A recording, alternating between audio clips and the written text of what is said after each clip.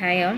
Now we are going to see about the topic of multi-threading in Java. It belongs to object-oriented programming using Java. So let's continue the session from the last session. So in last session we have seen the various types of methods and modifiers, and regarding that methods we have seen the description. So let me see the balance methods types and its description. Void in the sense it's destroy. It is used to destroy the thread group and all of its subgroups. Boolean is daemon. It tests if the thread is a daemon thread. Void set demo. It marks the thread as daemon or user thread. Void interrupt. It interrupts the thread. Boolean is interrupted. It tests whether the thread has been interrupted. Static boolean interrupted. It tests whether the current thread has been interrupted. Static int active count. It returns the number of active threads in the current threads group. Void check access. It determines if the currently running thread has permission to modify the thread.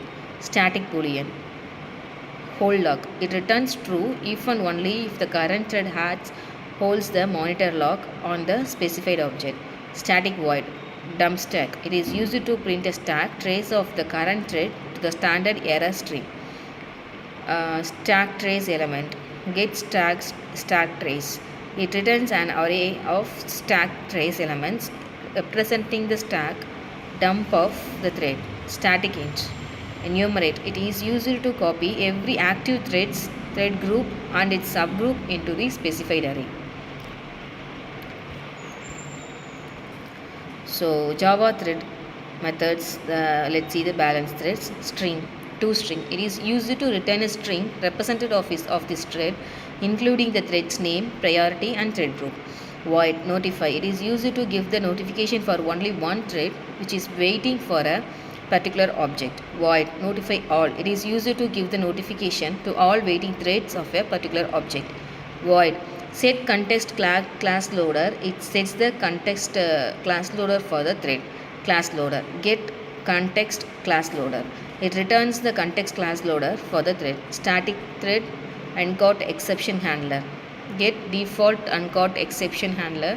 It returns the thread default handler involved when a thread abruptly terminates due to the uncaught exception. Static void set default uncaught exception handler. It sets the default handler invoked when a thread terminates due to an uncaught exception. So life cycle of a thread states. A thread can be in one of the 5 states. According to the Sun, there is only 4 states in thread life cycle in Java: new, runnable, non-runnable and terminator. There is no running state, but for better understanding the threads, we are explaining it in the 5 states. The life cycle of the thread in Java is controlled by JVM. The Java thread states are as follows: new, runnable, running, non-runnable, terminator. So this is the life cycle of a thread. Then thread states. There are 5 thread states: new, runnable, running, non-runnable and terminator. New in the sense it starts a new thread. It's runnable. If it is non-runnable, it is in the blocked state. Sleep, we can use the method sleep, done, IO complete, lock available, resume, notify or notify all. So once it is runnable, it's moving to the running state. Run method exist or stop. Sleep, block and IO, wait for lock, suspend, wait.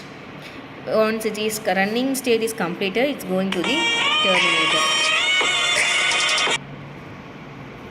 So in life cycle, the first state is new state. The threading is in new state if you create an instance of thread class but before the invocation of start method. Runnable. The thread is in runnable state after invocation of the start method, but the thread scheduler has not selected it to be the running thread. Running. The thread is in running state if the thread scheduler has selected it. Non-runnable.